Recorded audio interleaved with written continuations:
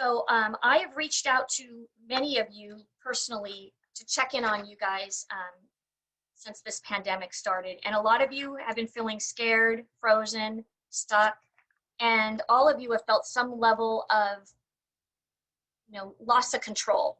Let's just say that. And today I want to tell you is about you. It's about taking control back of what you can control, which is our mindset. We're resilient, and your mindset will help us all move forward. So while we're going to be talking about resume writing and adjacent career paths and networking and all sorts of really key important things, the big thing and the overall thing is that you're on this show today, which is telling me you have a positive mindset and you're gathering information to move forward. And we are all very happy to be here today to help you guys do that. So I have an esteemed panel that I've put together that is just fantastic, and I've really enjoy having them and having the conversations I've had thus far with them, and I look forward to sharing them with you today. I'm going to introduce them just briefly now. So I have Jennifer Simpson, Director of Sales and Marketing over at AC Hotel Phoenix Biltmore on, Katie Quigley, Senior Director of Global Industry Marketing from Microsoft. We have Megan O'Malley, who's a studio manager and HR manager at Brewmasters and Meeting Sites Pro. We have Gail Mercer McKay, CEO of Mercer McKay Solutions. Jenna Lang, President of Lang International.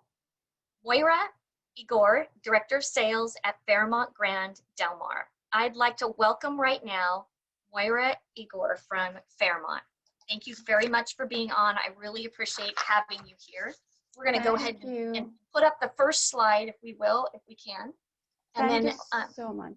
Yeah, I'm so glad to have you on. Thank you. Where are you? What's your backdrop there? Oh, this is my aspiring office location, the swimming pool at the Fairmont Grand Del Mar. If only I could work out of there every day. But I'm at work in the office. Very excited to be here with all of you today. Thank you for this opportunity.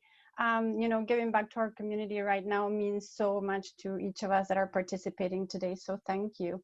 And we're going to be talking about resume writing. How exciting. I am excited about it. And I know you've been looking at a lot of resumes as you guys have been vamping back up and hiring over there. So can you tell me some of the most common oversights that you see in candidate resumes? Well, how about we start right now? You can see there's a lot of information in this slide. And right now there's two groups of you. If you're paying attention to this slide, there's a group of you that is probably thinking, how could Michelle put this lady to be a panelist and talk about resume writing? How could Moira be so unprepared for her presentation? And I have probably made a very bad first impression with you. There's a lot of typos on this slide. And then there's another group of you that maybe have not noticed that there's some slide issues here. To those of you that maybe have not noticed my typos, my biggest advice to you is that you have at least one or two people that you trust and that can help you review your resume and make sure that you get your grammar and your wording in a perfect shape. That would be my best tip on resume writing. There's a lot of things that we can talk about. Right now, there's so much information that comes our way when we're reviewing resumes, and the best idea is to keep it to 1 to 1.5 pages maximum of information. Because when you're reading a resume, it can get overwhelming if you get past that amount of data. Make sure your history is really simple and clear so that your hiring manager can really go through what you've done with your career path, and always use a reverse chronological order with your most recent history first and then backwards.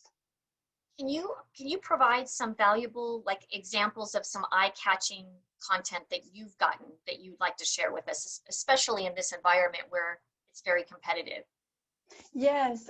So There's a lot to be said about showing the value of the skill set that you have. When a hiring manager is looking at a resume, they're expecting that you have specific knowledge that matches the job description that has been posted. But there's a big difference, and I'm going to use examples of positions that I know. For example, if you had a conference service manager role and you're trying to feature your knowledge in that specific career path, there's a big difference between saying I managed 400 groups in a year and saying I managed 400 groups in a year, creating a return of at least 30% of those groups to be repeat customers. That way you're showcasing what was the value of that skill that you had, what was the value of that task that you did at your job. On a sales role, for example, there's a big difference between saying I did 50 prospecting calls a week and saying I did 50 prospecting calls a week, but I achieved 20% bookings from those calls. Exactly. What is it that is the outcome of that task that you're referring to? Perfect. I appreciate that. I know somebody was asking, like, if they've worked at the same, let's say they've worked at Marriott and they started off in front desk and then they went from front desk to, sales and then sales coordinator and maybe then manager, but they've worked several positions at the same company. What's the best way that you could recommend that they present those positions? The easiest way is just to have your title be that specific property. So for example, let's say with me, I worked for 10 years at Fairmont Grand Del Mar in 5 different roles. Have one line that has the title of Fairmont Grand Del Mar, and underneath just bullet point the positions that you had with the time frame, and only focus the most information in your most recent position there. Perfect. Thank you for that. And That really shows that you've had growth within that organization, but you don't want to put too much detail in each of the positions because it's going to take away from the most recent role, which is probably the one that you're more proficient at. Exactly. That's great advice. And then what are some of the tools that the audience could use to help customize their resumes? And do you recommend hiring somebody for resume writing or like improving your LinkedIn, or what's your advice?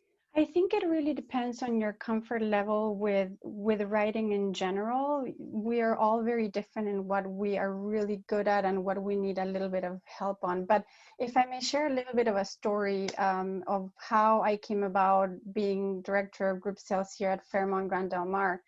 I was associate director of sales at another property here in San Diego, and this position came available, and it was my dream job. Who wouldn't want to be a director of group sales at the Fairmont Grand Del Mar? I saw the posting and I thought I have to have that job. But I also knew that the competition was going to be fierce for a job like that. I didn't have director of group sales experience, and I had to stand out from all of the people that were going to apply that already had that job at another hotel. And I had to do a lot of research. Research is going to be key in really setting yourself in the best light with a hiring manager. And I found that Indeed, for example, I'm sure there's other websites that have this, allowed me to research director of group sales resumes in luxury hotels and what those resumes look like. So people that already had that job and that had already built that resume. And that's not to say that I copied any information. I really wanted to see what was your skill set, how were they describing their role, and how could I adjust my resume to showcase my knowledge based on my aspiring position. And that made a big difference, I think, at the time of being considered as a candidate. Perfect. Thank you for that. And I'm going to bring you, Moira is going to be coming back again. Each individual panelist is going to come up initially, then everybody's going to join us. And I see the questions coming in. We're going to get to all your questions. If I click on the button answer live, I'm going to answer it live at some point on the show.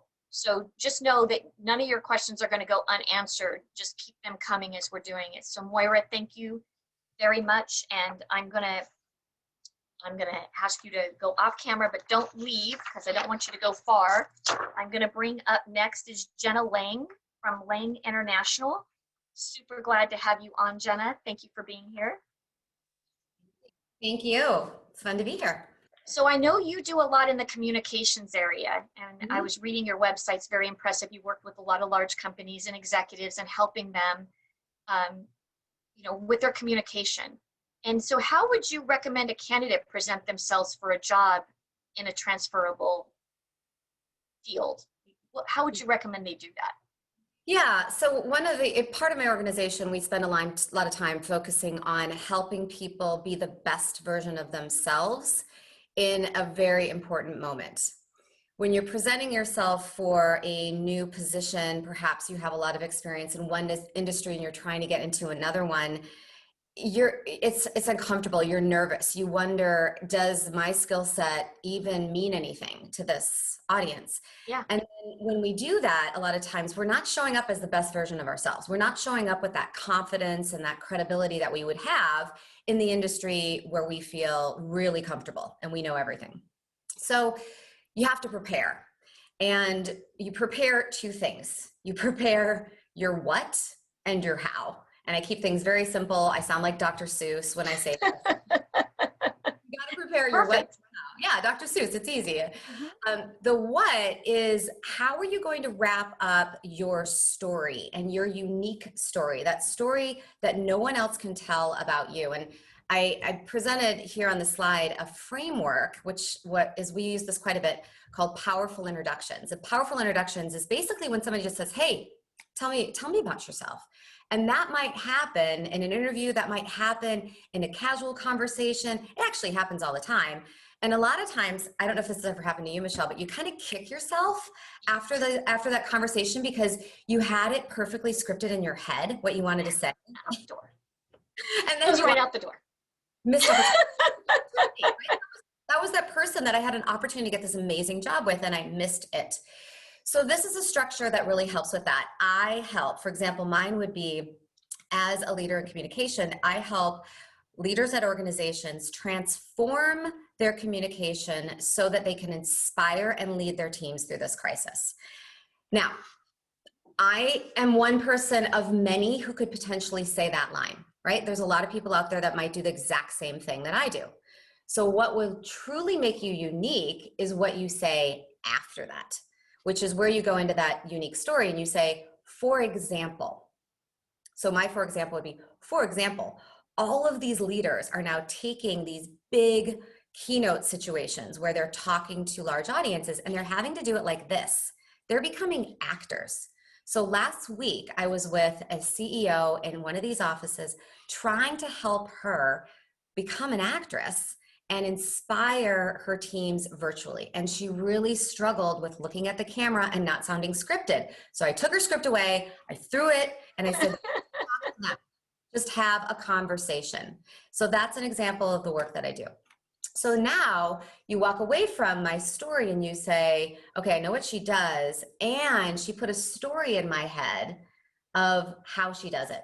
So she is now differentiated from everyone else out there. So that's some of the best practices. Prepare that content, but then also prepare how you're showing up in that moment. And I've got millions of things I could talk about there.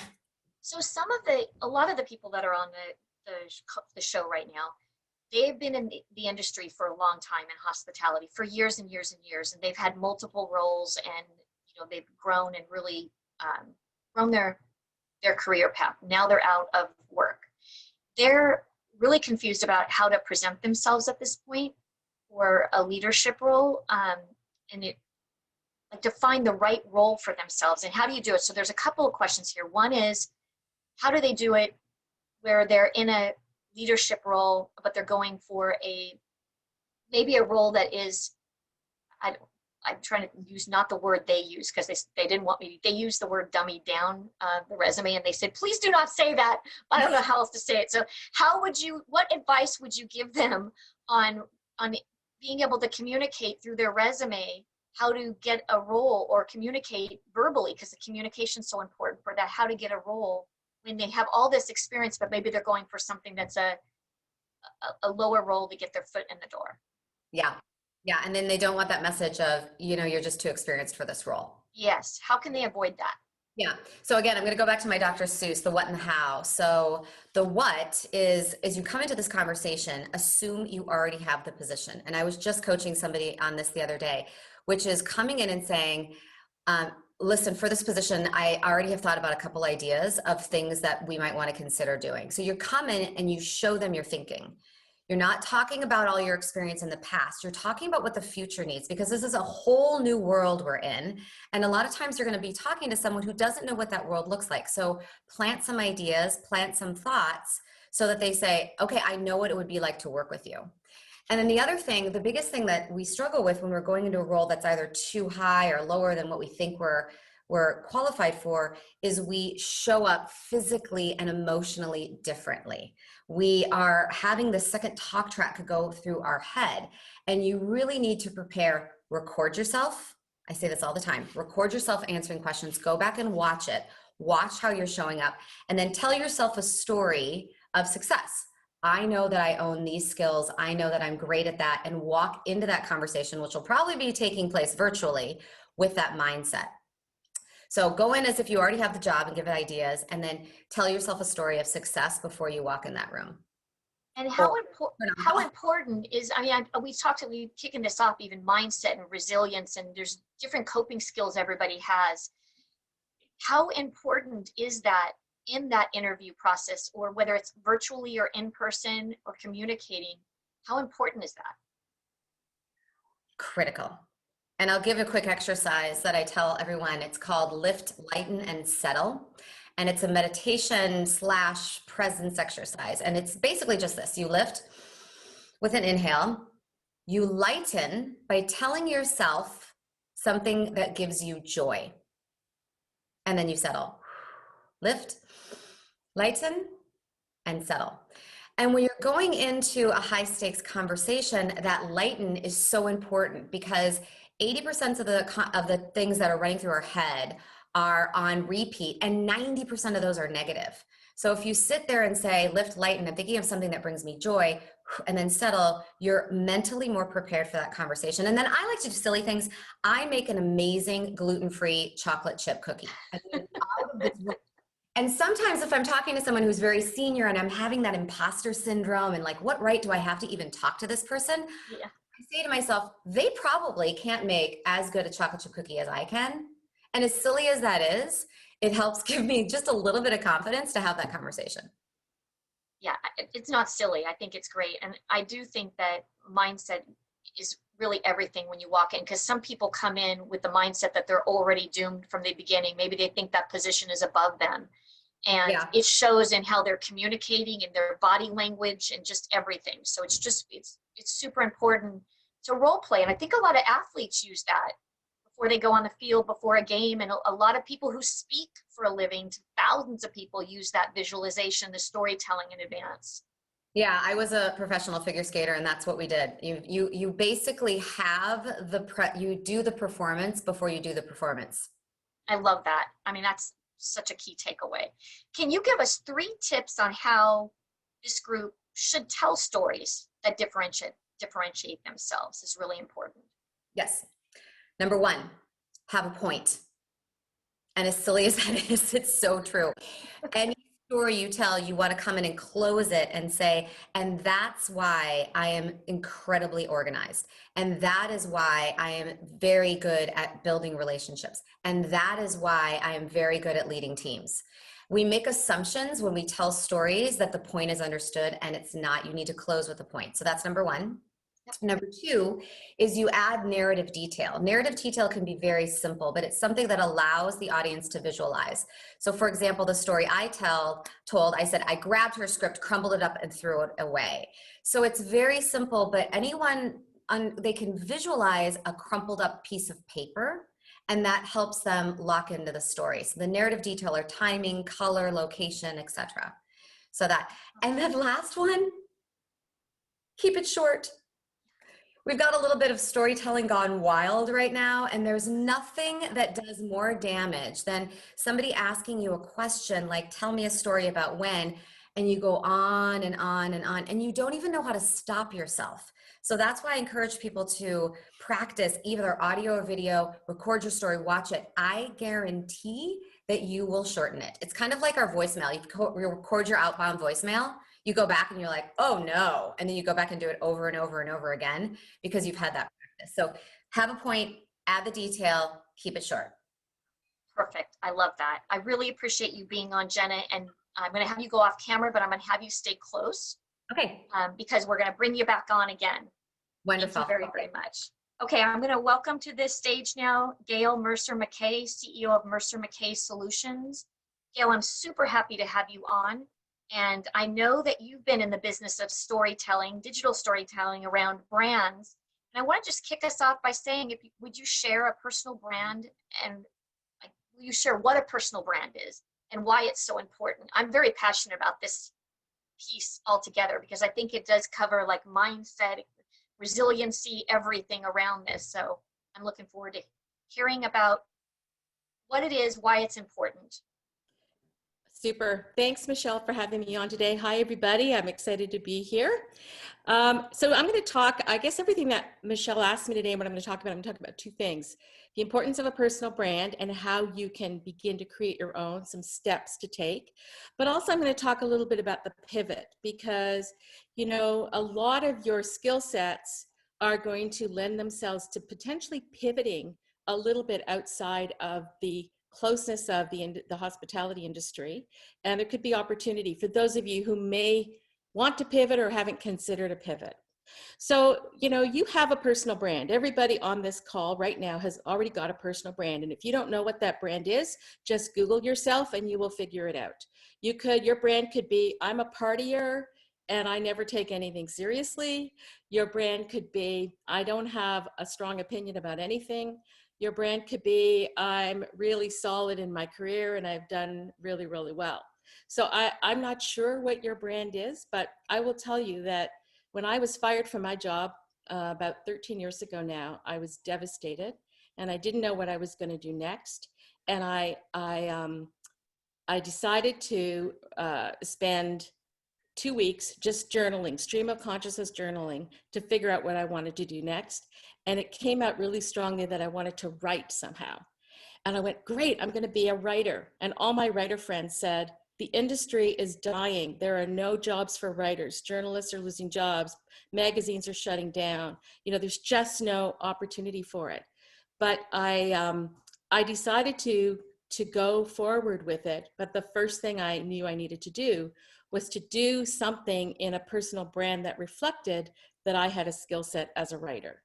And so the most important thing that you want to do first is you want to begin to write down all of the elements that you are going to need that are going to make up your personal brand. And Jenna talked about it really nicely, where she said we all have this imposter syndrome. And so if you begin to put from pen to paper and actually write down what your strengths are and how you want to be reflected in a personal brand, you will quickly get past that imposter syndrome. It's quite shocking how everybody who does that process goes, wow, I'm actually got all these great skills. And I'm going to have you go back to the actually we can go back to the other one after. We can stay on this one for now. So I've actually provided a workbook that Michelle's going to send out to everybody. You can use it yourself to go through and build your own personal brand statement. And then the place to use that personal brand is LinkedIn. So LinkedIn is the place for networking, for people to find you, for jobs, for connections. And the areas in LinkedIn that you want to have stand out are what I've identified here. Do you want me to walk through them, or did you want to go into another question, Michelle? I think LinkedIn is really important. All your social media is important, because I can tell you when we're hiring candidates collectively, we are looking at your social media footprint, which your branding. We're looking to see what you're posting, the pictures you have on all of it. But really the main key area I even tune into is LinkedIn. It is really important. So I think it would be great just to cover the key areas in here briefly. So like the top piece of it where Gail, this is a cutout of Gail's profile, which I think is done beautifully well. You can tell just looking at the picture and your logoing on there exactly who you are and what you do. It's fantastic. So Yeah, thanks, Michelle. It's a great place to consolidate exactly who you are. You don't have to build a website. You can do it all on LinkedIn. So we start with the banner, and the banner is a reflection of where I am and what I do in the industry. And why I chose this banner is, if you can see the Microsoft logo on that screen, it shows me on stage at a Microsoft conference. So I am borrowing authority. That banner is allowing me to borrow authority. I'm borrowing the authority of Microsoft. You know, obviously, if Microsoft wants me on stage, I must be amazing, right? I'm just joking. But that's the kind of thing you want to do. You want to borrow authority where you can. My LinkedIn profile picture was taken by a professional, and there is a website called photofeeler.com, PHOTOFEELER.com. It's free. You can upload your LinkedIn picture to that, and you will get people voting on it for trustworthiness, business acumen. Look, you'll get free feedback from people on your picture. So for those of you who have a great picture of yourself at your brother's wedding, but you're in you maybe don't look like a professional, you want to make sure that you've got that real professional looking. Then the next one is headline. Your headline is your story in a short sentence, where mine says, Chief Digital Storyteller for tech companies, passionate for the digital executive social voice. That's where you tell your summary of who you are. Your about is not your bio. So the summary below it, where it starts, I'm a successful entrepreneur, that is not your bio. That is a story about how you solve pain for customers. And I think Moira said it on hers. She said, put some metrics in there. Talk about how when you did this, you increased revenue by 30%. So talk a little bit about who you are and then how you solve pain for customers. And then you want some social proof. So if you can get yourself on any podcasts, if you can get quoted in any magazine articles, anything where a third party is validating you, link that to the bottom of your summary. That's better social proof than asking somebody to be a reference for you.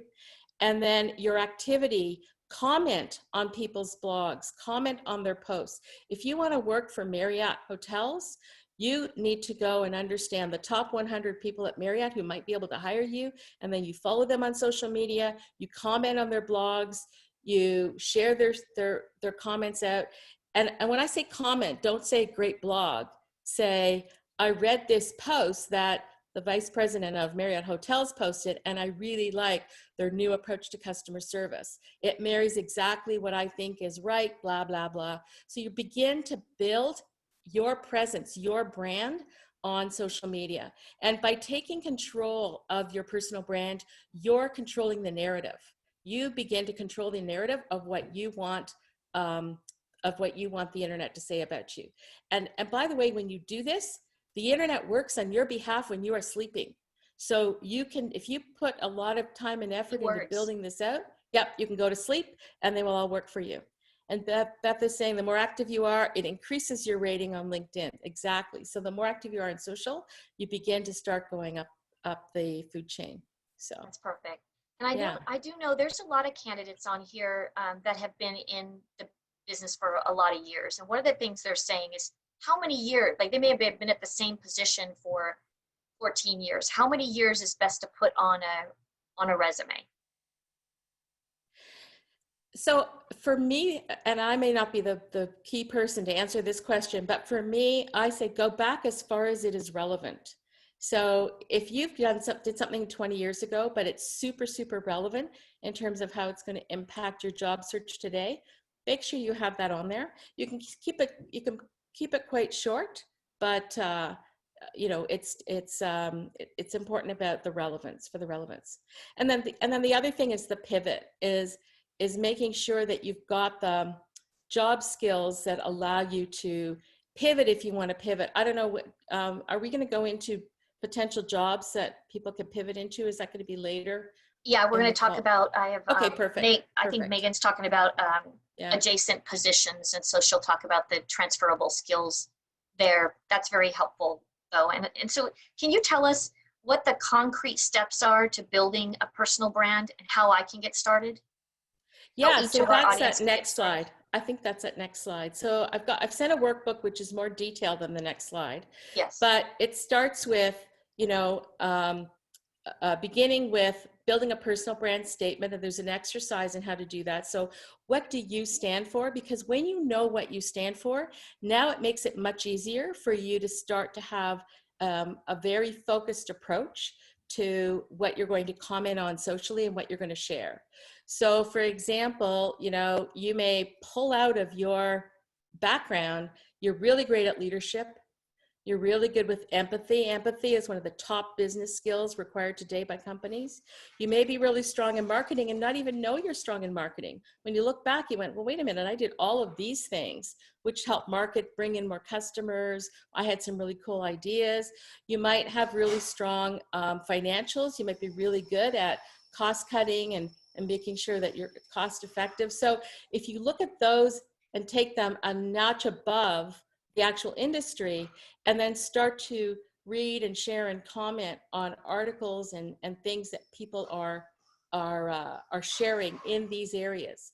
And before you know it, you could get approached to actually take on a role in another area. And I would encourage everybody to think about the tech sector, the tech industry, which is growing in leaps and bounds. And there's a lot of retail, of hospitality software, restaurant software. There's a lot of hotel software. There's a lot of solutions, thousands of solutions in the tech sector. So one of the things Michelle Crosby is asking right now is you know, they've been in one set of industry and she's trying to break into other industries.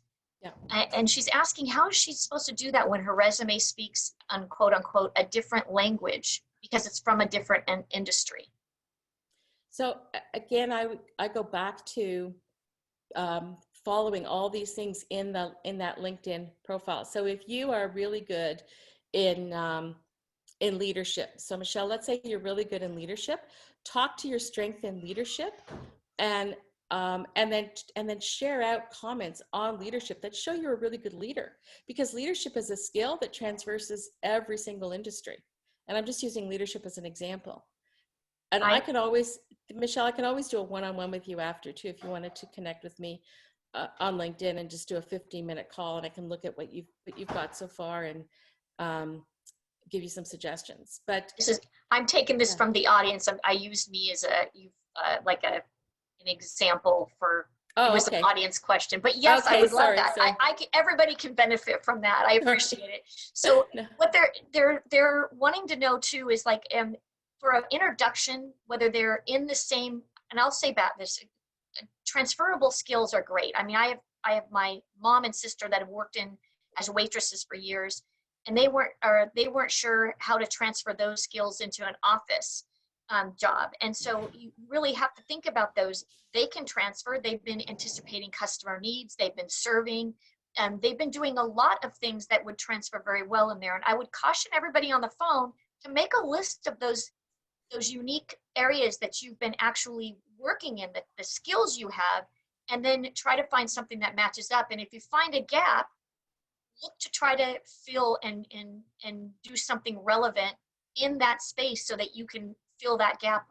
And especially like for now, so many people have been furloughed and laid off. What would you recommend they do during this time frame to stay relevant? Well, there's also tons of free online training you can take to get to skill up in certain areas. But I would say anybody in the hospitality sector is head and shoulders customer service. They've got customer service, you know, ingrained in them. And so many companies just fail in their customer service initiatives. And they need people that are going to just take calls from customers and help them navigate. They need people that will participate in customer support, customer service after the fact. How was their service? Do surveys, work with customers to make sure that they can get a tighter connection. There's companies that are looking for people with expertise to help them build software. You know, people in the restaurant industry, what features should we include? You can get part of a product management team. Katie might talk about that later because she's in industry marketing at Microsoft.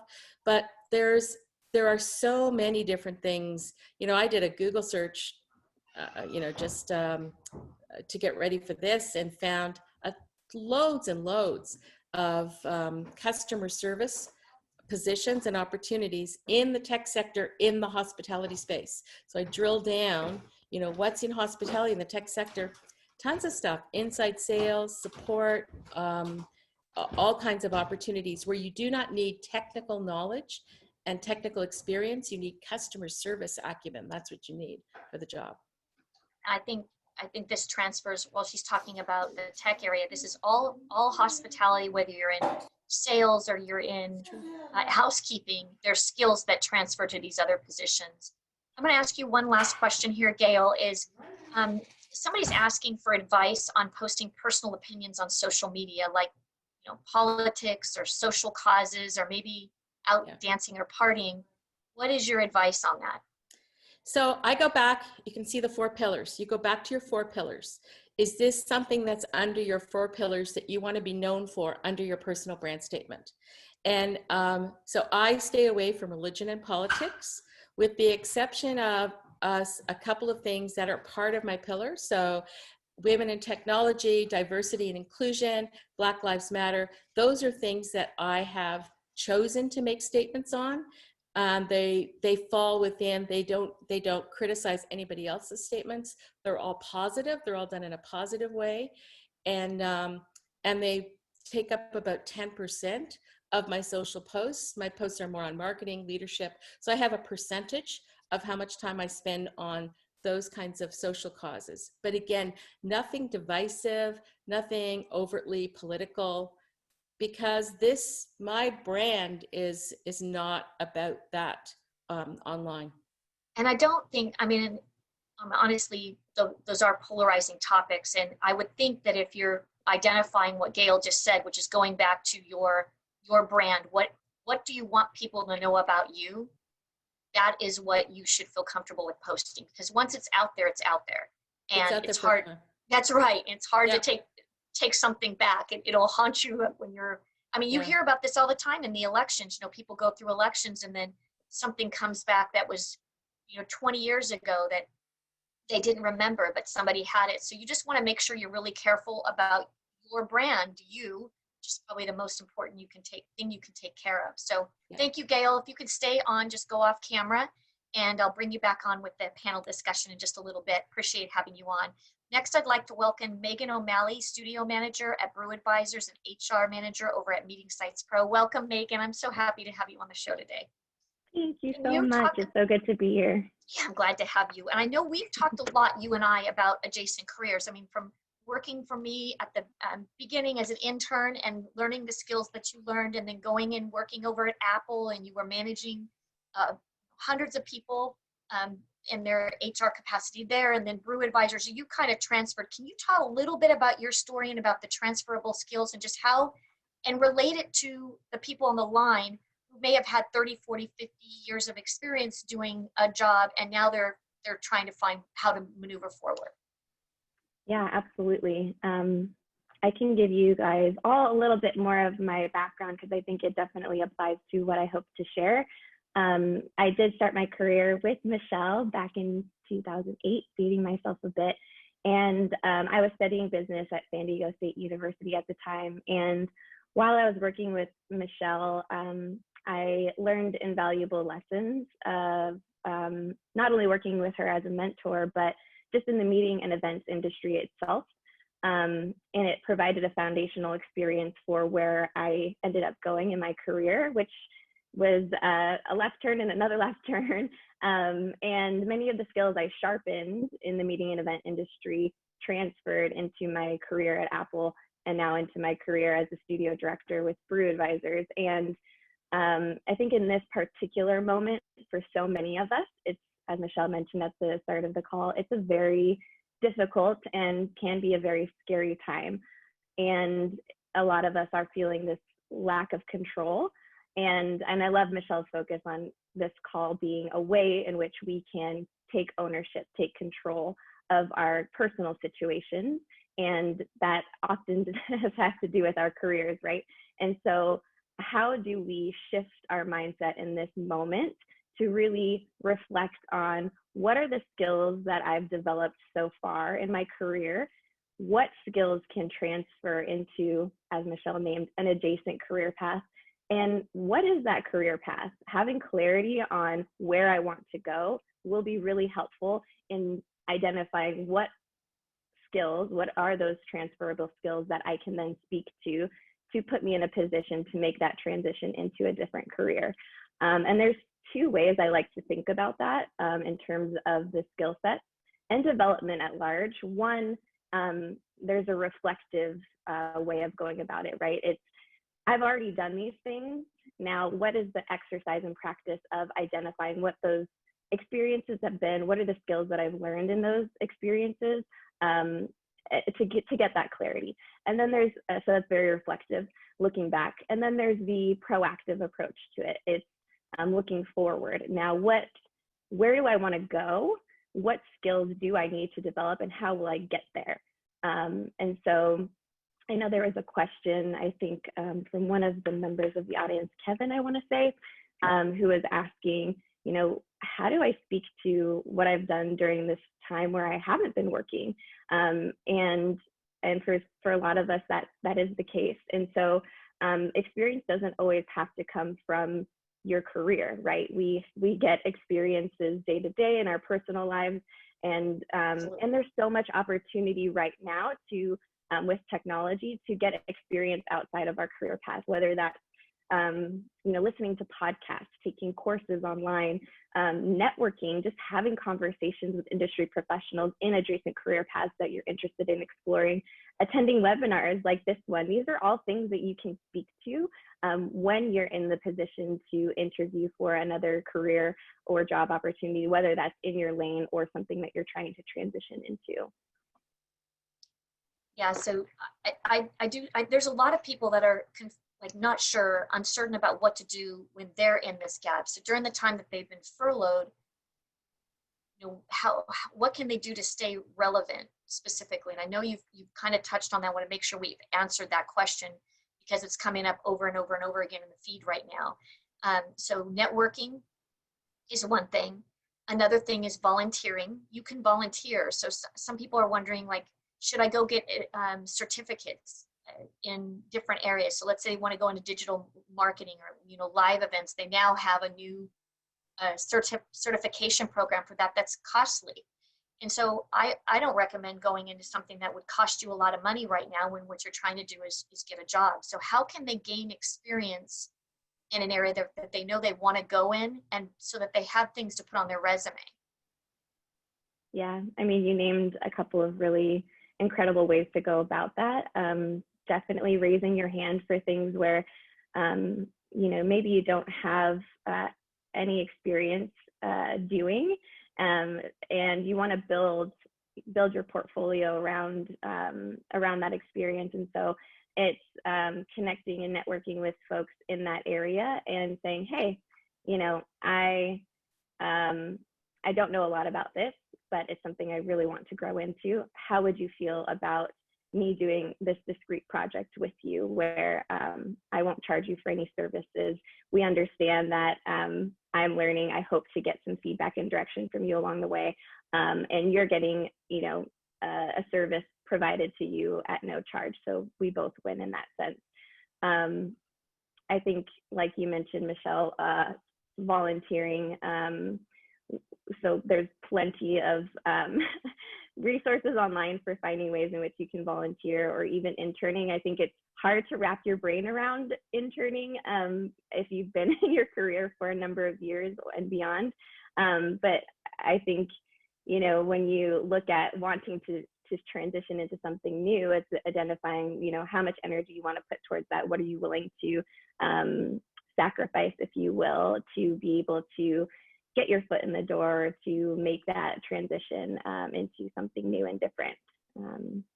Thank you for that. I'm hoping those of you that are on the line that's answered the question. If it didn't answer it, please go ahead and put it in the Q&A again. There's also a question of, if people are doing freelance hospitality work, do you think that's something that would be relevant to list on their LinkedIn profile or on their resumes? Does it help? Does it hinder?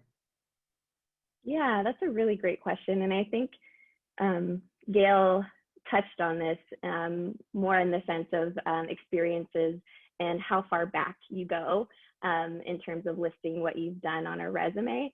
I think the same goes for freelance work. If it feels like the experiences that you've gained doing freelance work will apply to where you hope to go, or indicate a level of knowledge and understanding that you're hoping a future, employer should know and would be looking for, then yeah, absolutely, I would list that, or any other experiences, even outside of your career or traditional work world that you want people to know about you, so that they can see you in the position that they're hiring for.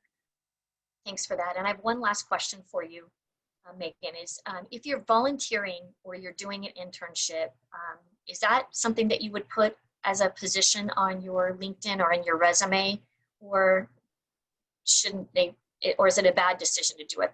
They're wondering, will it help them? Will it hurt them? Because they're volunteering, they're doing stuff, but they don't know how to present that. Yeah, I might sound like a broken record, but I feel like it's kind of a similar response, right? Is what do you want people to know about you? Where are you looking to take your career? And is this internship or volunteer experience speaking to that? I think that's as simple as I can put it. And if you're worried about optics in terms of interning or volunteering, because that can, maybe leave an impression of that inexperience, I think it's okay to leave out internships. So if you were a junior associate intern at Meeting Sites Pro, I totally made that up, but you can put, I was a junior associate at Meeting Sites Pro. So I think there's ways in which you can communicate your experiences that can maybe mitigate some of that uncertainty, and in terms of what impression you might be leaving with job seekers and job employers. And I think they're saying that they, when they post, if they do put a post on, let's say they volunteered, a lot of people think that they got a new job. And I think what LinkedIn does is it sends everybody out when you update. And if you update it in the job section where you did volunteer, it'll update everybody like you got a new opportunity. I don't see anything wrong with it posting that. If you had an existing job, it would still have your existing job listed on your profile. What do you think? Right, and there is an option, I believe, unless things have changed, where you can choose not to have something shared broadly with your connections. So if you make an update to your experiences and you don't want people to know, I believe there's a way in which you can unselect that for whatever reason, if you don't want to broadcast that widely to your network. Thanks, Megan. I appreciate having you on. And if you can go off camera, but stay present so we can have you on for the panel discussion, that'd be great. Next, I'd like to welcome Katie Quigley, Senior Director over at Microsoft. Welcome, Katie. I'm so glad to have you on. Hi, thank you. Thanks for having me. Very happy to be here. I'm glad to have you on. And I know you have a lot of experience with resumes and candidates, and I know you're really passionate. I reached out to you first when I was thinking about doing this, just knowing that you and I share a passion for helping and wanting to inspire people to do better things. So can you tell us a little bit about when you're looking at candidates, what you're looking for? Sure, definitely. And just to give a little bit of background, because I'm not sure that context is known, that the place I'm coming from is that I spent the first 20 years of my career in events. So 10 years in associations and then 10 years at Microsoft, leading the corporate event marketing team. And for the last 8 years ago, I completely switched to being a broad marketer, and it was a big step. And I had to make this step that so many people are making now about what skills do I have that are applicable to a broader marketing role? So I'm just not known as an events, the events person at Microsoft. So it was a brand I had to change and actively work on for quite some time. So that's kind of the place I'm looking for. I'm talking to a lot of people now. A lot of people have reached out, which I really am happy to always talk to someone. It is such a hard time right now. And I'm always happy to give my thoughts or advice or experience. And what I'm seeing from those people that are standing out are the ones that have done. I have on my slide, and some of you might catch it, it says do your homework twice, because I think that is the most important thing, is that don't go into a conversation with someone that maybe you've been referred to or want to ask about, potential roles or jobs without doing your homework. And I think that's the most important thing, is come to the table knowledgeable. I think that's just starts the conversation in a deeper place with whoever you're connecting with, as opposed to, spending a lot of time just on the surface. Perfect. And do you want to just talk to this interview process? Sure, yes, definitely. I am, I've interviewed and led teams for several years, a couple of decades now, and so spend a lot of time with people that are looking for roles, interested in roles that I might have, or just in general want to be mentored or coached on that. And these things are really guiding principles that I have for myself as well. And I think the number one thing is what's going on with a lot of the hospitality event industry right now, is that do not think that because the hospitality industry opportunities are just so different or non-existent right now because of what's going on in the industry, don't forget what you've done. You are walking into the next step of your career with some very powerful experience. The hospitality industry and event industry, anything from project management to content development to, customer engagement, all of those things are needed and wanted.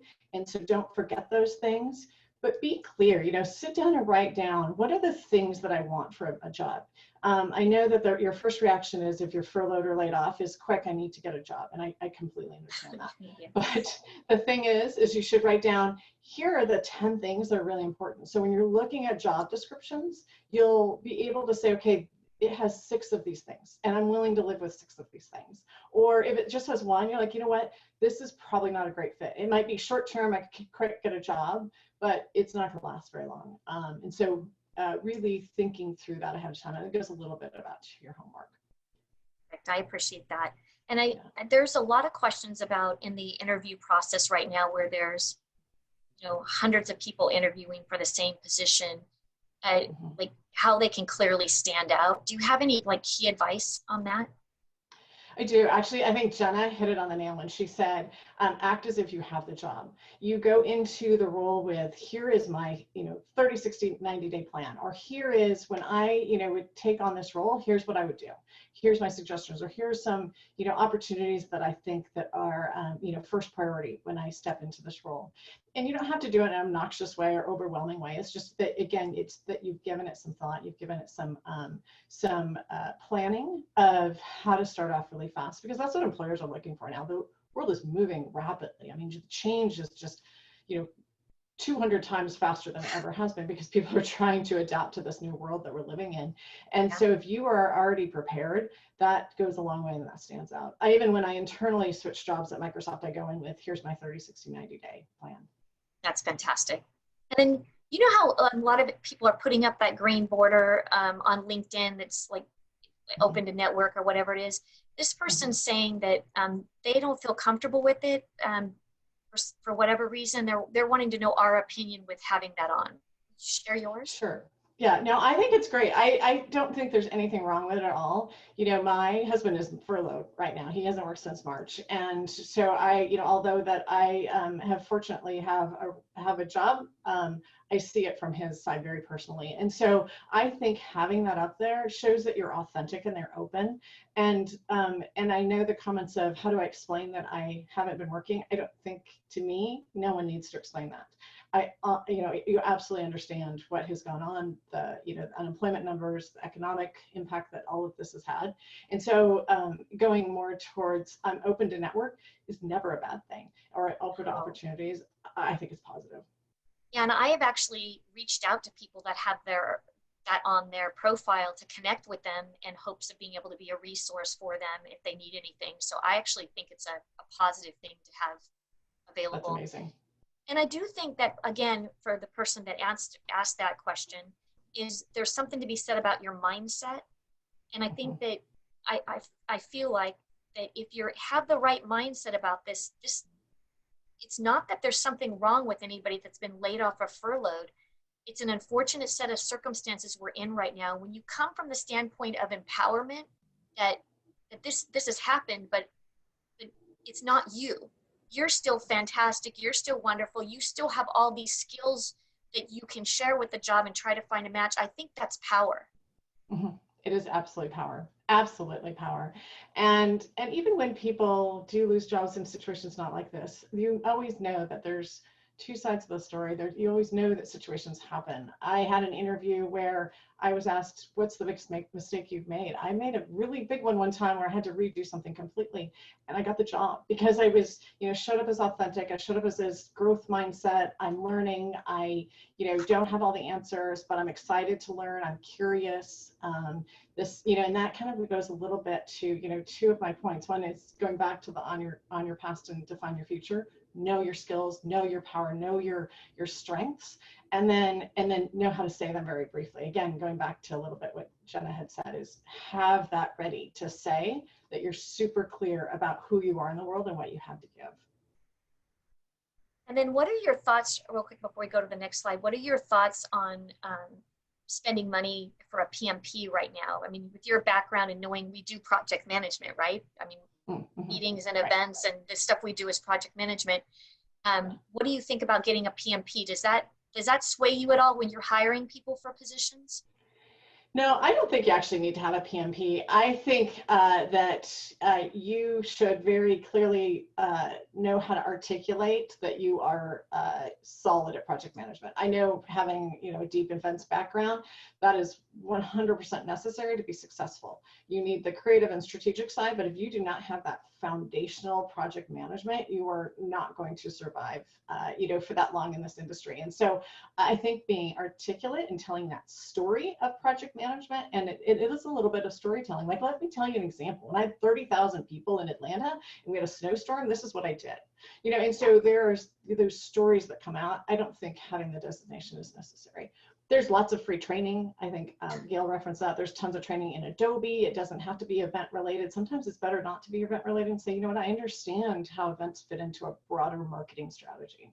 I love that, because it does. And we do a lot of stuff that fits across all sorts of industries. Yes. How effective, or how can you effectively apply for large corporations? Like a lot of these large corporations like Microsoft have thousands of emails and resumes from employers or employees. How can an employee stand, or a candidate stand out at a company like yours to be able to get a job?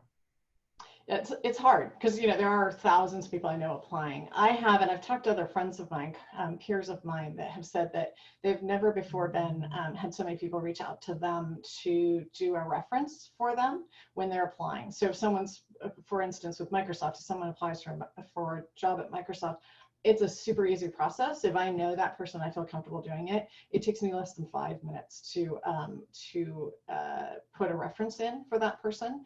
It's a simple thing, and I think most corporations have that. So if you're comfortable asking that person, that person feels comfortable saying yes, I would do that. Don't hesitate. The worst they could say is no, I can't do it. But most likely they will. Like I said, I've done more than I ever have, and just having even one person internally refer you can make you kind of move up into that visibility, above the visibility line. I agree. And I know that somebody's asking too, is to get past the hurdle of computer read resumes. It's the exact same thing that you just said, Katie. That's the exact same way that they would do that. Right. Okay. Definitely. But going back to that computer read and AI, you have to think about keywords that you're using. I think, really be thoughtful about the things that you want to stand out. Yeah, and there's every single job posting on LinkedIn. If you go open it up, they have all of these skills listed down there. There's a separate area for that. And if you look at the skill sets and jobs you're wanting, and then add that to your resume and to your LinkedIn profile, it will actually grab you and put you in front of the people that are looking for jobs, saying these are candidates that match the skills you're looking for most closely. So I really love the LinkedIn use of LinkedIn these days for this. We didn't used to have like it. Yeah, I know, it's great. So if you notice there's jobs you're interested in, that you're qualified, but it's saying that you're like a 40% match or a 60% match, then go back to your LinkedIn profile and make adjustments, because clearly you're not showing up the way you think you're showing up if the matches aren't coming in. Perfect. And then somebody is asking, they said they were temporarily laid off at the end of June, but officially laid off in September. Which month should they note on their resume or LinkedIn? I would say September. If that's the official date, I would go with that. Okay, perfect. And I don't think there's a wrong answer there. I think it's a point of preference, but if you weren't actually, they were laid off you were laid off, possibly laid off or furloughed, I would go with the date that's the date that they were officially let go. Yeah. Any thoughts on using a recruiter, Katie? A recruiter to help you look for jobs. I think it's very helpful that if you have not done that for a long time, you haven't navigated all of the current tools, like you said, LinkedIn is, constantly iterating on their technology. If you aren't familiar on how to use that, I think it's helpful. I think a recruiter, or I think somebody, like Gail was talking about, how do you create a brand and how do you show up? It may be short term that you just get some advice. You could always go to an executive coach for a couple, sessions, 1 or 2 or 3 sessions to kind of feel like you are coming from this place of confidence and power and understanding like who your brand is. I think all of that is helpful. Great. And then do you have any tip for powerful introductions for people who are unemployed or furloughed? I think it's a great question. For an introduction, I think, I have done a document that talks more about like who I am as a person. Like, these are my guiding principles. Here are the set of experiences that I've gained, as opposed to here's the jobs I've had. So if somebody has a one-pager of, it shows pictures of you, it shows you that you're a real person, that you're authentic, kind of shows you in your element, and then talks about just the experiences you've had and what motivates you or guides you. That really makes it so much more personal that I think as an employer, you're more willing to connect or consider them or think twice about them. Perfect. And I have a last question before I'm going to leave you with the RBG slide here. Is an individual that was in managerial leadership positions in the past, but they took a step back to kind of just stay busy. They took positions and maybe volunteered, did some stuff. And now they're applying for those leadership positions, but they are getting turned down. What advice do you have for them? Yeah, I have friends that I work with that have done the same thing, and then trying to get back to managing or leading is a little bit harder, but I think it goes to, here are the skills that I've gained. I've got a list of roles that I've had, and again, instead of job responsibilities, I've put, this is the number of people I've managed. These are the experiences that I gained from it. And so that's a better summary to me, knowing that, hey, I gained my leadership and management experience a few years ago, and then I went and did these things because I wanted to expand my knowledge of some area. I wanted to do something different, or, I was, personal things happen in life, like if someone has kids or whatever, those things are fluctuating. So I think it's like, yep, I've already got that experience. I, love it. I'm clear about it. These are the principles that I go by, and when I lead and when I manage, and so I'm ready to do it again. Perfect. And then I'm going to leave you with talking about the beautiful, brilliant RBG. Yeah, I just put this in here just because I think she's amazing. I think she's such a leader to follow. And what I thought was interesting about this quote is that sometimes you think, this isn't my plan that I wanted, or this isn't what I was going to do. And what you realize when you look back, almost all the time, when you look back, you're like, you know what, I'm better off for it, or it was super hard and it was awful for a while, but now I'm in a place that I probably wouldn't have had the courage to move to or done. And so I just thought this is timely and appropriate to put in. I love it. And I do think oftentimes things happen, and I go back to mindset all the time, because things happen, and when you start feeling like victimized by it, there's no growth opportunity. There's no way for you to see through that clearly. Right. So to have a very clear view and be optimistic about what the future is, even when you don't know, because any scary moves I've ever made have led to something better and more powerful. So I just 100%. Think that we're all gonna be stronger and just better as a result of this, but we do have to help each other out and help us stay in the right mindset, because it's easy to get stuck. So thank you, Katie. I'm gonna have you go off camera, but stay on so we can have you come back again. Sounds great. So last but not least is Jennifer Simpson at AC Hotel Phoenix Biltmore. I'm so happy to have her on. She has worked for me in the past at Meeting Sites Pro and is now a director of sales and marketing. And I'm just so happy about your transitions and what you've done. And so this is kind of what some of the individuals that are on the line have had a lot of experience, and they're looking at changing career paths. And so you've already done that, where you've changed from where you are, taking your skill set over to another side of it. Can you talk to a little bit about your transition through that? Absolutely. And thanks so much for having me, Michelle. This topic definitely means a lot to me. I was laid off during the last recession, so kind of been through these steps. Um, so taking kind of it back to basics with LinkedIn, touching on just some of the important things like reviewing your profile, putting in keywords, joining groups, asking for recommendations, trading endorsements, things like that are going to be really important when you might have just kind of skipped over those, thinking your profile's all set to go. And I do know when you're looking for the networking piece of it, how do you recommend somebody network? Like, literally, I think a big piece of that is reaching out and asking for those endorsements and recommendations.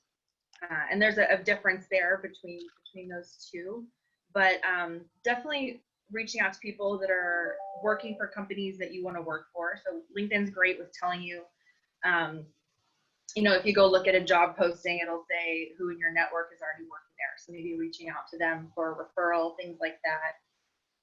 Following those companies you want to work for. I think that's a big piece of it. Perfect. And then say, how would you ask a LinkedIn connection for a recommendation? I would just, send them a message, or you can go ahead and go in and write them a recommendation. And, but I would just say, here's some things I would like to highlight. If you're going to write a recommendation for me, thank you so much. Here's, 2 or 3 things that I really want to highlight in my profile, and ask them to kind of talk about their experience with you in those, in that kind of framework. And for a virtual interview, can you talk about a little bit, I'm switching over to the interview piece of it, talk a little bit about what they can do, like for a background, what's the best type of background to have, what's some of your advice on virtual interviewing? Yeah, just kind of preparing a good, quiet space for you, not sitting in front of a lit up window behind you, things like that, so that you are heard well, thinking seen well and heard well, thinking about your visual cues, your body language, picking up on their body language, things like that. Perfect. And they were asking about background. Would you recommend using any backgrounds? Any, like, the waves or any backgrounds at all, or just find a background? Will you give some advice on that? Absolutely. Yeah. For me personally, I think just as long as it's not something that's distracting, if you have a room that you already feel comfortable in, then I would just use that. But yeah, there are some backgrounds to choose from that you can display behind you if you don't feel like you have something that you want your interviewer to see. Perfect. And then they're saying regarding the digital world and applying for positions, do you have any pointers to get past the thousands of applicants that are, like, for instance, on Indeed and LinkedIn? I know this has been asked for several of the other panelists. There's a new question in here, so I just wanted you to answer that from your perspective. I mean, that's a tricky one, but I think that adding the keywords to your profile, especially if you're applying for different jobs where those keywords are kind of constantly changing, going back and plugging those in and kind of rewriting your profile if you need to in order for it to be picked up on. I think that's probably the best tip that I have as far as getting past the thousands of people, because sometimes those larger companies have software that's picking out those keywords that are pushing you through to the next level. Perfect. And then there's somebody saying, like, what about when you're on these calls and you have, like, an animal coming by background, or the kids popping in, or do you think that's more like an icebreaker or a death maker? To me, I would avoid those things just because you want to show that you take the interview seriously and that you've carved out some time that is just devoted to the interview. So while I know it's kind of an icebreaker in some ways, I wouldn't personally take that gamble. I would try to make sure you have your dog in another room, someone watching your kids, things like that. Perfect. And I mean, I don't think that's why I shut the door. I shut the door behind me. You can see that here, and try to make sure everything's as quiet as possible. But I've also brought it into my conversation, is you kind of get to know somebody in this time frame a little bit more, because usually you'd be meeting with them at a property, at a meeting, and now you get to see a little bit about who they are. You see my background there. You just want to make sure it's tidy. But I also comment, you see somebody with a dog, I may make a comment about the dog, or you now know they have kids. We're all human, and this is a really odd position for all of us to be in right now. And I think in my opinion, it makes us more human. In an actual professional interview, you should take steps, though, I feel, to limit that as much as possible, because you want them to be focused on the content of your skills and not what's happening in the background. Okay. Do you find looking at the company via LinkedIn and looking at people who work there to see their career paths is helpful? And if so, how can you use that? I do think it is helpful, especially if you have somebody you're connected with that you really know personally. And I would want to reach out to them first and have a, more of a candid conversation about working there. But yeah, it is important to see kind of their career paths. And you could even ask them for like an informational interview. Say they're already like in that department that you're trying to get into. Reaching out and just saying, I have all this experience, but I'm really trying to do this. What other training, what other education do you think I need to get where you are, or to get into that department? Perfect. And do you have any other slides than this? Yeah, there's one more. This is it's kind of going back to basics with LinkedIn. I love the open to work banner that you can put up there. So I just noted a little bit of details on how you can do that if you don't already know how. And then creating job alerts if you don't already have job alerts. Set those up. You just type in what position you're looking for, the city, and then click on the little button that says job alert off, turn that on. So it'll save those. You can decide if you want those weekly or daily, and if you want email or just notifications within LinkedIn. And then that last little box shown there will show, once you set up those job alerts, what you've built so far. And then at the bottom, it shows, do you want LinkedIn to recommend jobs to you that are maybe not the term that you search for, but similar. So I know it's kind of going back to basics, but if you probably heard about this call today on LinkedIn, so you're probably pretty familiar with it. But even just going back to your profile and updating it, I think is the first big step in the job search. Absolutely. And if you guys on your LinkedIn profiles go into privacy settings, a lot of those things as LinkedIn has been adding features have been changed. You may want to go in and look what your privacy settings are. And I get, when people are making multiple changes on their LinkedIn profile, oftentimes I get dinged as a connection for them over and over and over again. It gets to be annoying. If I were you guys, I'd turn off the feature that does notifications on every single update you make on your LinkedIn, because everybody just gets dinged over and over again, and eventually they may end up disconnecting with you or making so they don't get any notifications at all. And you wouldn't want to do that. And then as I heard something about the job status on LinkedIn too. In a way, LinkedIn pulls their information. You don't want to leave your job status as being unemployed or ending. If you've worked at Marriott and you've been laid off or something, I would leave it as Marriott, and maybe in the area beneath where you can add a description, you can note that you've been furloughed as of this date or laid off as of this date. Because the way LinkedIn grabs it, they grab the information on your profile from people who are actually actively working rather than laid off. So just some advice that I got on a LinkedIn expert on that I thought I would share to everybody. And I love the open to opportunities in the headline and doing the networking thing. Like I said, I've connected with a lot of people because they've had those notes on, so that's been really helpful. And I did not know how to actually put that on. So thank you for sharing this with us, because I know I feel like I know a little bit about it, but every time I learn more, it's LinkedIn's like, there's so many ways you can use this for benefiting. And I learn something new each time I talk to somebody about it. So thank you, Jennifer. I'm going to ask you to stay on, and I'm going to ask the rest of the panel to please come back on and join us. And thank you for being here. All your questions are going to be answered again. Keep them coming in the Q&A section of your screen. Question and answers, not the chat. That's where I'm asking these questions from. So I'm going to welcome you guys all back. Thank you for being on. I'm going to kick us off with a question from Lucy. It seems that many event positions listed are now requiring proven success in producing digital events. Most of us weren't operating in the digital events world until the pandemic hit. Are there any recommendations for how to learn more about digital events to be able to transition into that role? Any feedback, or raise your hand if you guys want to be the one that addresses that. Go ahead, Megan.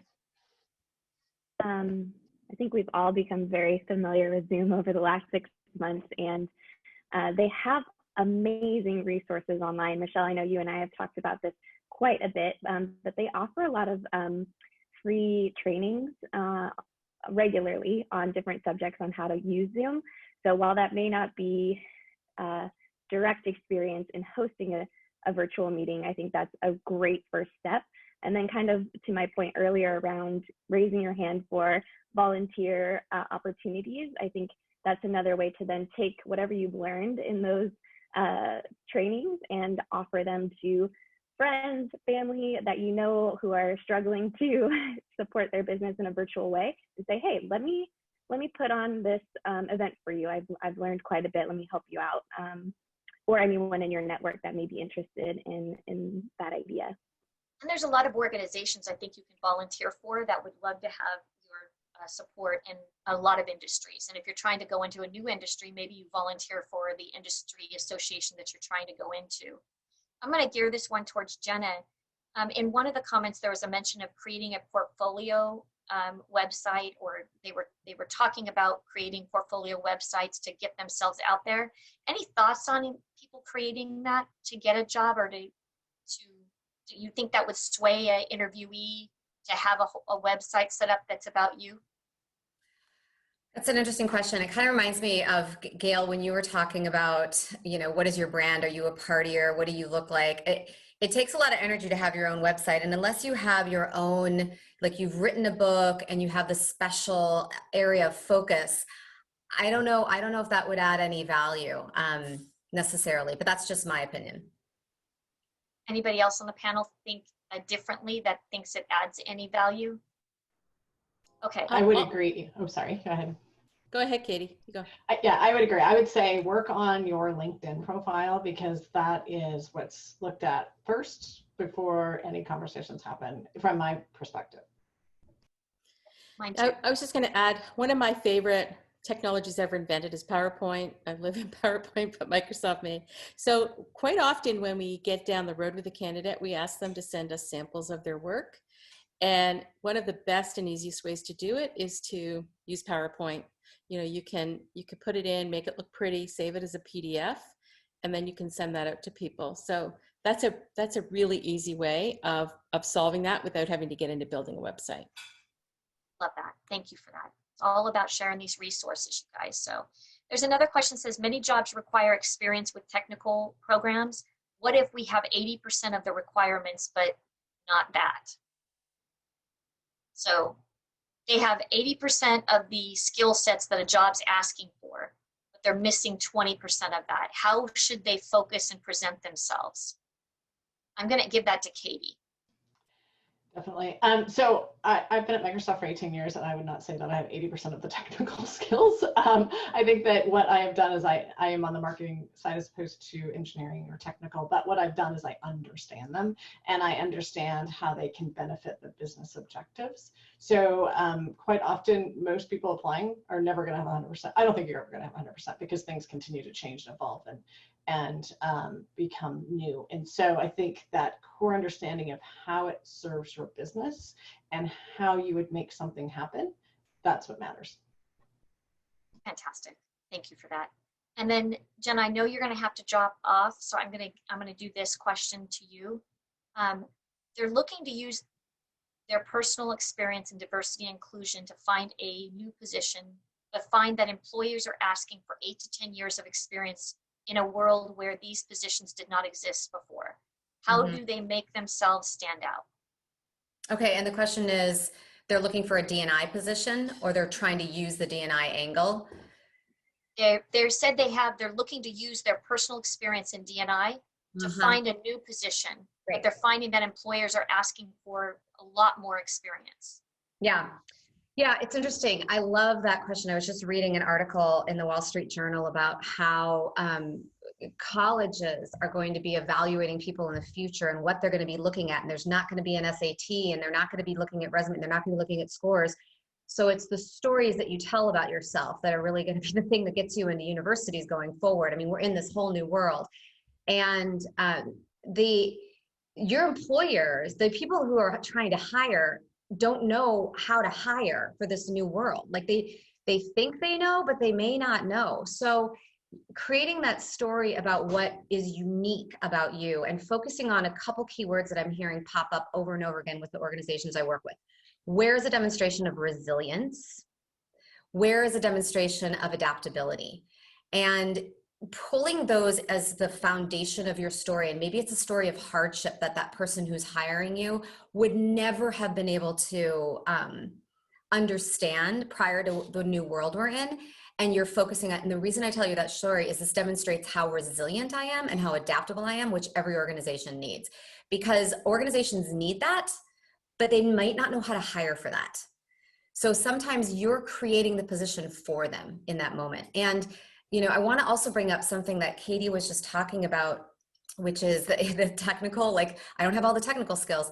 So often, and I particularly find this with women, we focus on what we don't have versus what we do have, right? And that's it. Like we go into these conversations and we're like, well, I don't know this and I don't know this and I don't.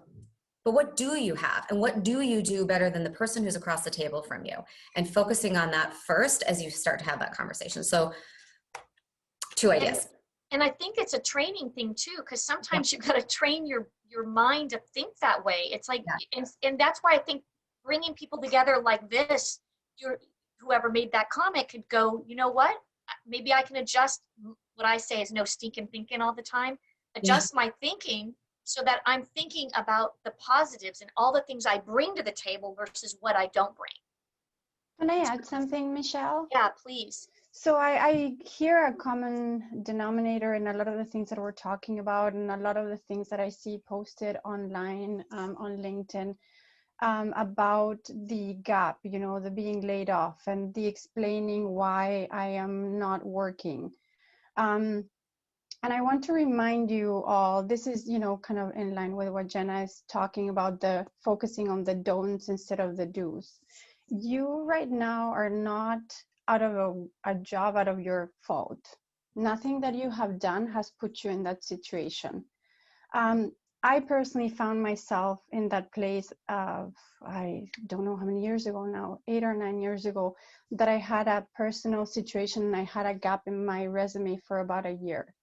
And I have to say that when I started looking for a role again, I never focused on that gap and nobody ever asked me about it, because it wasn't what was making me valuable for the job that I was applying, the gap that I had in my career.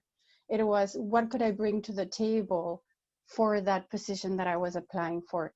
So focus on your mindset as a positive thing. What is it that I'm really good at? What are my really good qualities for this job that I'm applying for? And don't focus so much on the fact that you've been laid off and that you lost your job, because the hiring manager will pick up on that. I agree. And in this day and age, let's be honest here, it's not people who aren't great at their jobs that have been laid off. It's people that are fantastic. Some of the best people I've known in my whole life are out of jobs and looking, and they're going to be able to transfer. They're going to do great, and a company's going to be lucky to have them. It's just a whole new world that we find ourselves in, which leads to my next question. Is a lot of the individuals that are being laid off are older. Do you think age is impacting, and how do you think age is impacting their being able to get a job after?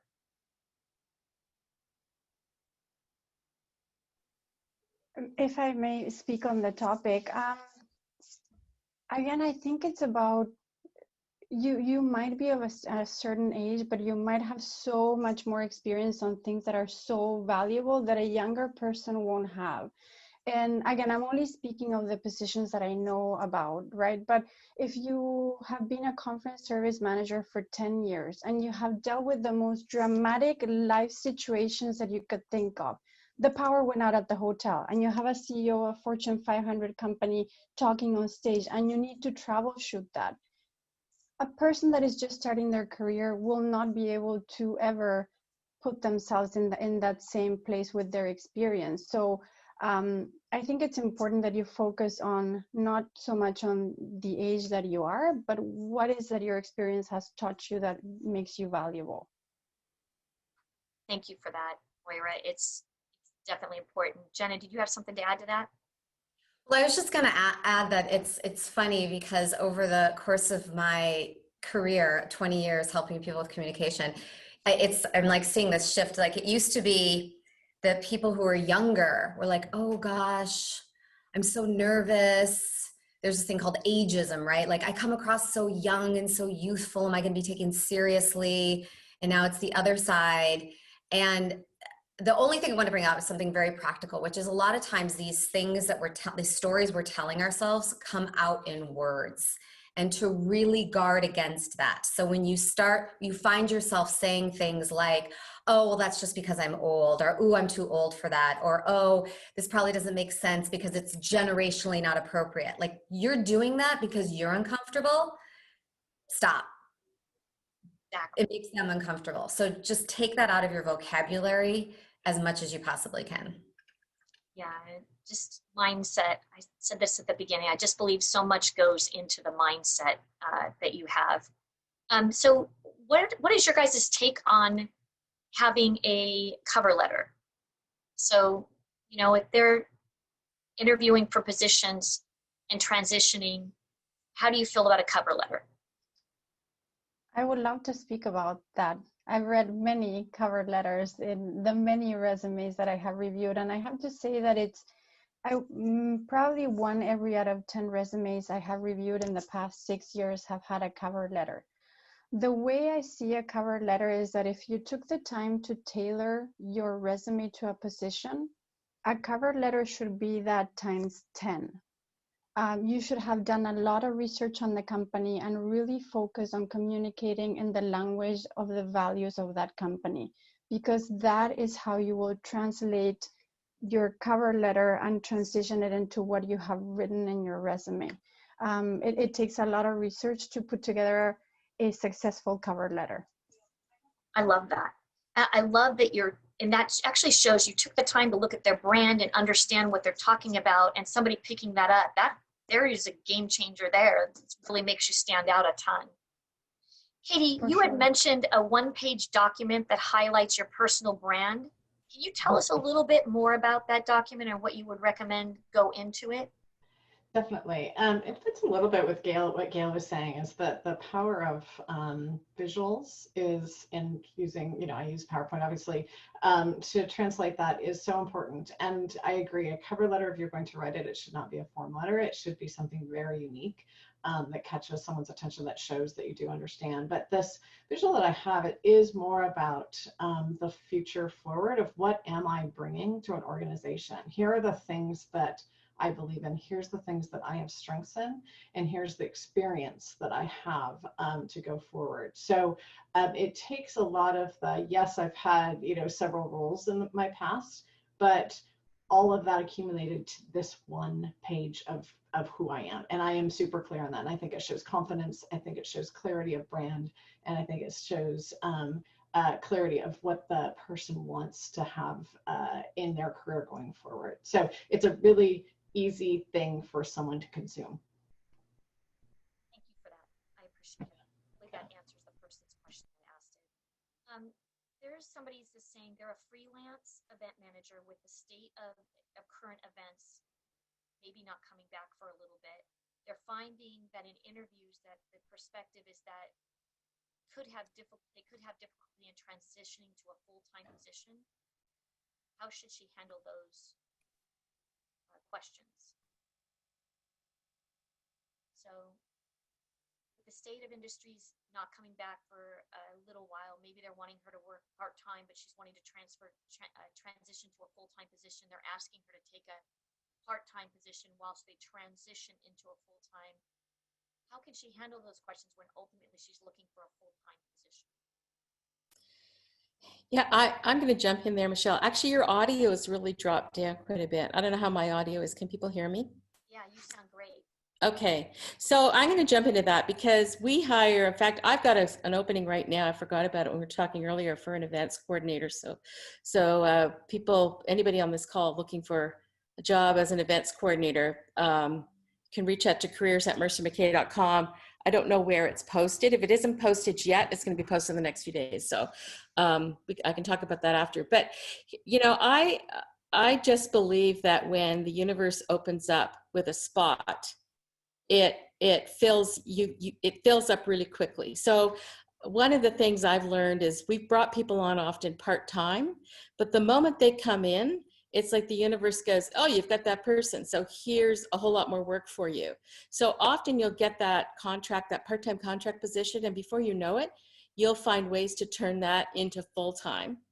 Alternatively, you'll get that part-time position, and then 3 or 4 other part-time positions will open up, and all of a sudden you've got your own small contracting business helping 3 or 4 or 5 people with events. So if there's a cultural fit, if you like the job, if you like the people, I'm all for taking part-time work and getting started, and look at it as a gift. You know, this is COVID-19. If we talk about mindset, COVID-19 is a gift. It's an opportunity for us to pause and reconsider and maybe pivot. You know, my own son is a chef. He decided to start his own catering business. His first catering job was March 23rd. As you can imagine, that never went forward. But I said to him, if catering and being a chef, which you've done for 22 years, is what you still want to do, use this time to plan how you're going to launch. If it's not your bliss and not 100% what you want to do for the rest of your life, treat this as a gift and examine what you want to do. So he spent the last 6 months inventing a game. It's in test now, and he's going to be launching it shortly. So, you know, like all of these things are gifts. And the final thing I want to talk about, cover letter, because you were talking about the cover letter. So we just had posted position for an editor. And we had a wonderful cover letter from an editor that had 2 mistakes in it. And he sent that to us. And then he followed it up with a second cover letter and said, if you caught those mistakes, you know, I sent you a cover letter intentionally with 2 mistakes in it, because they're very subtle mistakes. Wondered if you saw them. And here's how I would correct them, or here's how I wouldn't let those go through if I was your editor. And by the way, I wake up at 3 o'clock in the morning obsessing about comma placement. And so he made us all laugh. And of course we interviewed him, and he's getting an offer from us this week. So you can have a little bit of humor too, you know, with as you approach these things. Don't forget, humor also helps. The right humor in the right amount. I love that. So a lot of these individuals that are on the call are very experienced, and they've been making good salaries and higher salaries than a lot of the jobs that are being posted. They're asking for feedback on how to handle that, and how a company that's needing to rebuild can pay someone younger much less. Why would they want to pay them more, or how do they position themselves in this? May I talk on that? Sorry, on the topic. Yeah, go ahead. Go ahead. Sorry, Gail. I think it's very important. We live in the era of information. There's so much information available to us. And I'll just quickly say, I was doing a little bit of research, and I typed resume writing just to get some tidbits outside of what I was thinking about. And there were 480,000 pages of resume writing information.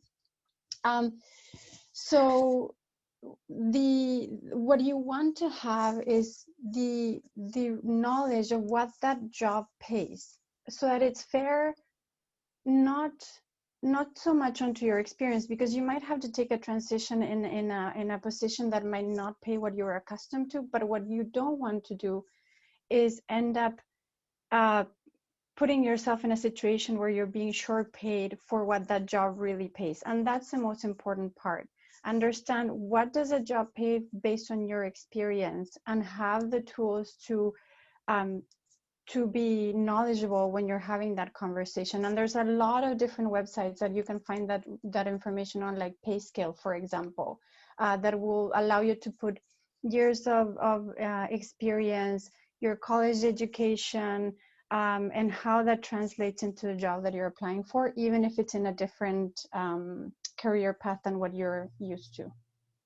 I do think that that if you're looking at a company and you're wanting to work for a company and the position they have open is maybe a step down and a bit of a salary decrease, taking that position and knowing what the growth opportunities are, like talking to them about growing in another position, is not a bad idea. You could be getting your foot in the door, learning how the company works, with knowing that ultimately you're going to want to grow. So you get in there, really show them what you're able to do and make yourself invaluable. I've said this for years, and I'm old school with it, because the jobs I've gotten, I was already doing before I got the positions. So I just kept doing my boss's job and my boss's job. And it was just a natural progression. So I wasn't looking at the money first. I was looking at performing so well that they would want to pay me. And I think that that's an attitude or a thought process that it doesn't happen very often anymore. And it's something that resonates with me. It's something I've done my whole career. And I have some people that are asking questions about like the social footprint outside of LinkedIn. And I feel like we've addressed it regarding Facebook and Facebook and Instagram and those other types of posts, but it keeps popping up over and over and over again. And so we just want to ask or just address one last time, if any one of you want to take it, is it imperative to have a social imprint outside of LinkedIn? So I'll jump on, I'll take that. Decide what platforms you want to be on and then be there. And you should be on the platforms that your potential employers are on. So in my industry, it's LinkedIn and Twitter. Those are really the key platforms. Starting to see some Instagram now, but really it's LinkedIn and Twitter. And then use your personal branding statement and your framework for social to govern how you're going to post on those places. So if you want to be on Facebook and it's going to be more personal, then keep that personal and keep it private to just friends and acquaintances. If you want to be on Instagram and maybe Instagram is going to be slightly professional but a little bit more personal, then you figure out what it is that you're going to post on there, but make sure overall it reflects appropriately in your brand. The networking, the job hiring, the career development, that is 100% LinkedIn. I'm going to ask, I'm wrapping up now. You guys, thank you very much for being on. Is my volume better? Yeah, you're perfect. Okay, fantastic.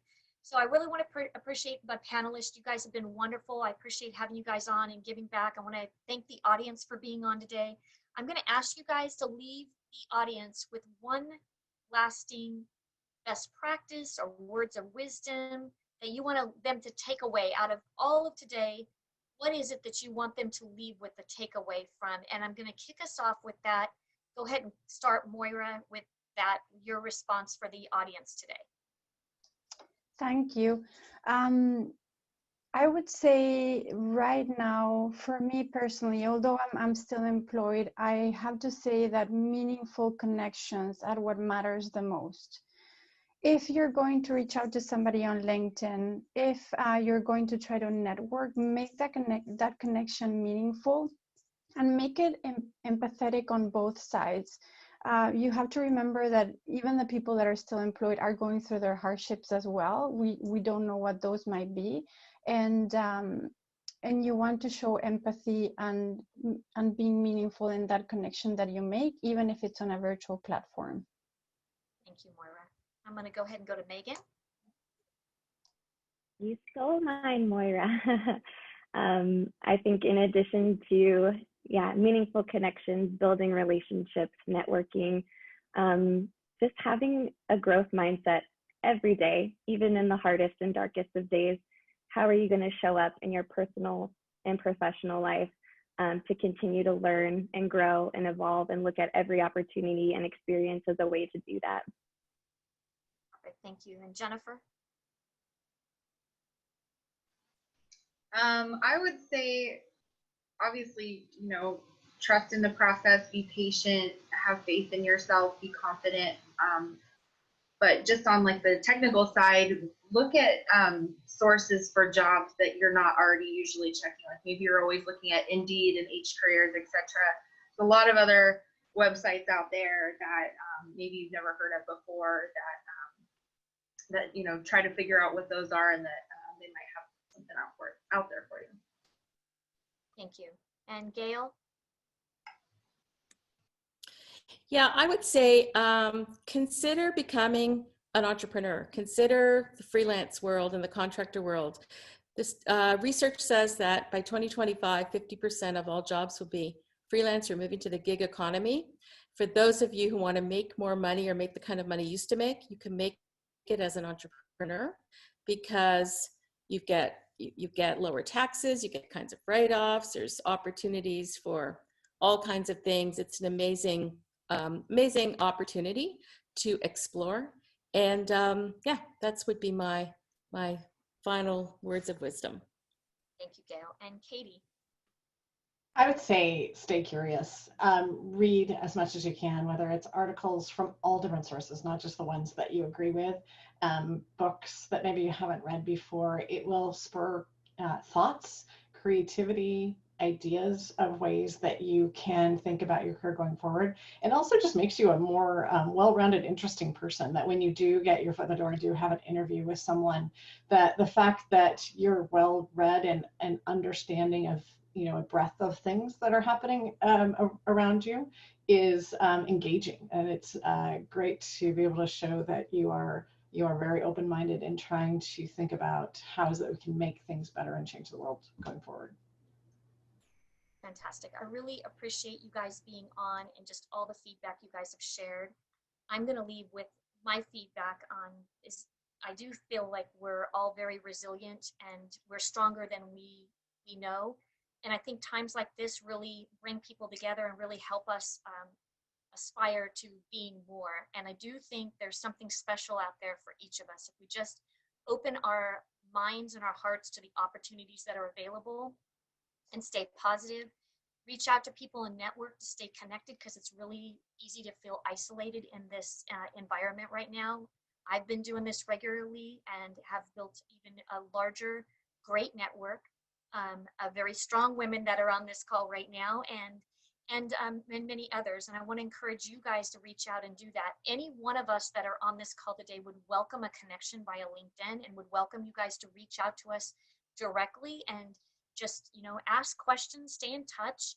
Maybe if you're looking for somebody to mentor and you didn't get all your questions answered today, or you felt like reaching out one-on-one, please feel free to reach out to us.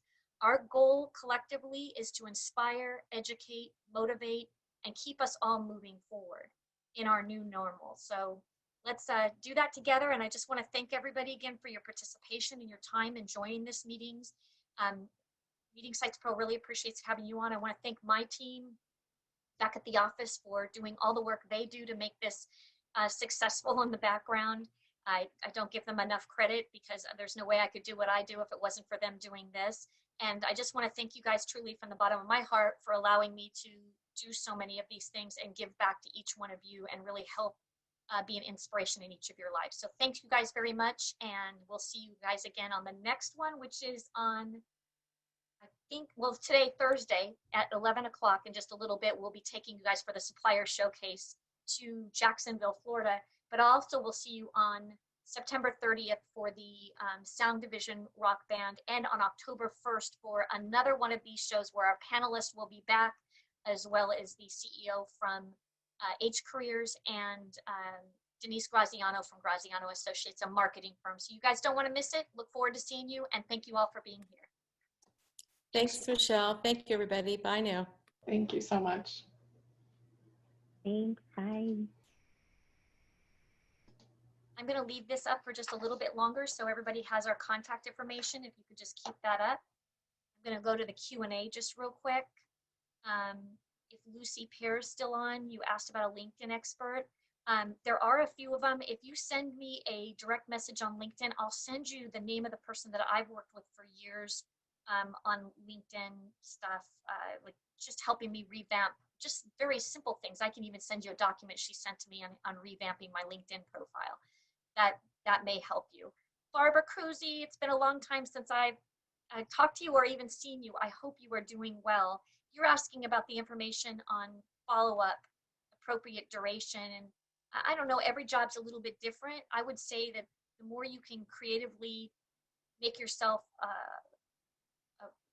apparent to them that you're really interested in the job and remind them that you just really want to be a resource for them and you're able to make ways to stay connected, it's important. But I think having a connection with the company, if you reach out to people on LinkedIn to help with that, would be great. And the panel discussed a lot of that earlier.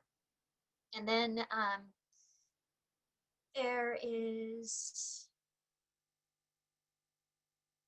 these are all thank yous. So I've answered all the questions that were in the questions area. So thank you guys again for those of you who are still on listening. I just really appreciate you guys being a part of this, and hopefully you will sign up and join us for some of the other webinars that we have available. I meant to drop in our donations page. I will have my team send that out when they send out the documents for all the job openings. Don't forget, you're going to get that after the call as well. We'll look forward to staying in touch. Okay? Thanks you guys again. We're going to keep the contact information up a little bit, but I'm going to go.